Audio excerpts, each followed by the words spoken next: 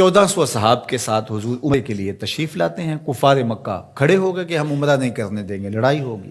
حضرت عثمان غنی رضی اللہ تعالیٰ عنہ کو بھیجا کہ ہم عمرہ کر کے واپس چلے جائیں گے، کوئی لڑائی کا ارادہ نہیں ہے. انہوں نے کہا یہ نہیں ہوگا. عثمان آپ آئے ہو تو طواف بیت اللہ کرنا چاہو تو کر سکتے ہو. کہا نہیں، یہ تو نہیں ہو سکتا کہ حضور کے بغیر میں طواف کروں. خیر صلح حدیبیہ کا موقع آیا تو عروہ بن مسعود کی قیادت میں قریش مکہ نے مذاکرات کیے حضور علیہ السلام سے، تو ایک صلح نامہ طے پا گیا. اس کی شرائط میں سے ایک شرط یہ تھی کہ مکے سے اگر کوئی شخص بھاگ کر کے مدینہ المنورہ جائے تو اہل مدینہ اس کو پناہ نہیں دے سکیں گے. وہ ہمارا بگوڑا شخص ہوگا تو اس کو پناہ نہیں دے سکیں گے. اور اگر کوئی شخص مدینہ المنورہ سے مکہ واپس آنا چاہے تو اہل مکہ اس کو پناہ دینے کے مجاز ہوں گے. تو حضرت عمر رضی اللہ تعالی عنہ اس شرط پر بہت پریشان ہوئے اور حضرت ابو بکر صدیق رضی اللہ تعالی عنہ سے جا کے بات کی اور کہا کیا ہم حق پہ نہیں ہیں؟ کہا حق پہ ہیں. حضور اللہ کے سچے رسول نہیں ہیں؟ کہا حضور اللہ کے سچے رسول ہیں. تو کہا 1400 کی تعداد معقول ہے، پھر ہم دب کے صلح کیوں کریں؟ صلح کی شرائط برابر کی ہونی چاہیے. اگر کوئی ان کا بھاگ کر کے آ جائے ادھر سے تو وہ ہم پناہ دے سکیں، اور اگر ہمارا جائے تو وہ پناہ دے سکیں، یا پھر وہ بھی نہ دے ہم بھی نہ دیں. تو حضرت ابو بکر رضی اللہ تعالیٰ عنہ نے بغیر کسی تعامل کے ایک بات کہی کہ عمر کیا اس شرط کو حضور قبول کر رہے ہیں؟ تو کہا وہ قبول کر رہے ہیں. تو برجستہ دوسرا جملہ آیا، کہا عمر ہوا رسول اللہ صلی اللہ علیہ وسلم. عمر وہ اللہ کے رسول ہیں. جب وہ قبول کر رہے ہیں تو بات ختم. یہ تھا وہ تیقن. اس کو اس مفہوم میں بھی لے سکتے ہیں، عقل قربان کم بپیش مصطفیٰ. یہاں پہ سارے راستے بند ہو جاتے ہیں. یہ ہے وہ یقین. تو کہا ہوا رسول اللہ. یہ برجستہ جملہ ہے جو یقین کی بجلیاں بھر دیتا ہے روحوں کے اندر. یہ کوئی حرج نہیں ہے کہ کسی بھی مسئلہ شرعی اور کسی بھی دینی امر میں آپ لاجک تلاش کر لیں، مل جائے تو اچھی بات ہے. لیکن یہ مزاج بنانا کہ اس کا لاجک کیا ہے، اس کا لاجک کیا ہے.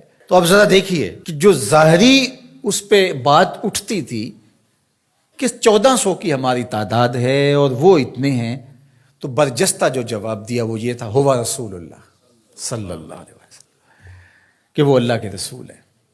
تو حضرت عمر وہیں خاموش ہو گئے. آگے چلیے. حضور علیہ السلام کا وصال ہوتا ہے.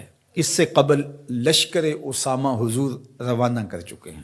17-18 سال عمر تھی تو ان کی قیادت کے اندر حضور نے ایک لشکر تیار کیا. تو یہ لشکر ابھی جرف کے مقام پہ پہنچا تھا کہ حضور کا وصال ہو گیا. خبر پہنچ گئی تو اب حضرت اسامہ کیسے بڑھ سکتے تھے، واپس آ گئے. تو تدفین کے بعد حضرت سیدنا ابو بکر صدیق رضی اللہ تعالی عنہ جو کہ خلیفہ بنا دیے گئے تھے، انہوں نے جو حکم جاری کیا وہ یہ تھا کہ اسامہ بن زید اپنے ہدف پہ دوبارہ روانہ ہوں. تو صحابہ نے کہا کہ بڑے بڑے جنگی ماہرین اس لشکر کے ساتھ ہیں، تو پیچھے سے اگر حملہ ہو گیا تو یہ نقصان کا سبب اور ذریعہ بن سکتا ہے. لہٰذا حکمت یہ ہے کہ اس لشکر کو ابھی کچھ دیر کے لیے روک لیا جائے. تو میں نے یقین کی بات سیدنا صدیق اکبر کے حوالے سے آپ کے سامنے رکھنا شروع کی ہے.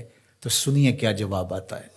انہوں نے جواب میں کہا واللہ اگر مجھے یقین ہو کہ جانور درندے جنگلوں سے آ کے میرے بدن کی بوٹیاں بھی نوچ لیں تب بھی لشکر اسامہ کو بھیجوں گا، اس لیے کہ اس کو روانہ اللہ کے رسول فرما چکے ہیں. پھر اس کا نتیجہ کیا ہوا؟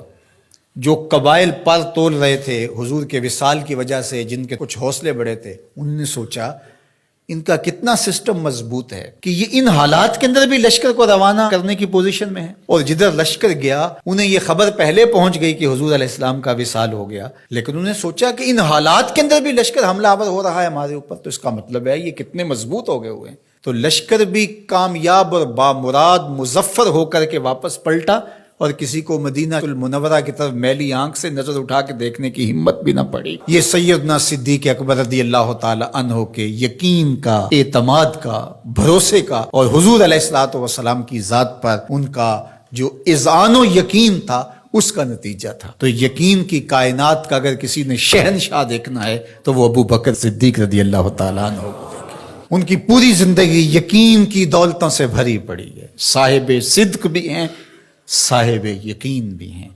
یقین کی جس عظمت پر وہ فائز المرام ہیں، تو ان کی گرد راہ بھی اگر نصیب ہو جائے تو یقین کی دولت نصیب ہوتی ہے.